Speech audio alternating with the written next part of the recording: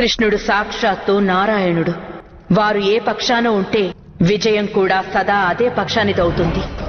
కానీ వాసుదేవుడు రణభూమిలో శస్త్రాన్ని చేపట్టనని ప్రమాణం చేశాడు Kunti.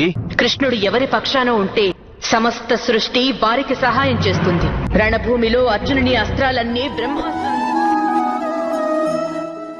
Hello guys, welcome back to our channel. ఈ వీడియో క్లిప్ ని మహాభారతం సీరియల్ నుండి తీసుకున్నాం. ఇందులో యుద్ధంలో పాండవులే గెలుస్తారని కుంతిదేవి చెప్తుంది. చూసేద్దాం రండి. కుంతి, ఈ విషయం నీకు తెలిసే ఉంటుంది.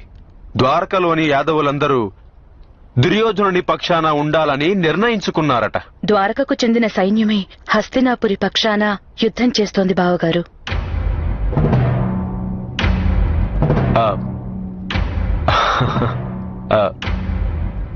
ఈ రోజు నాకు మన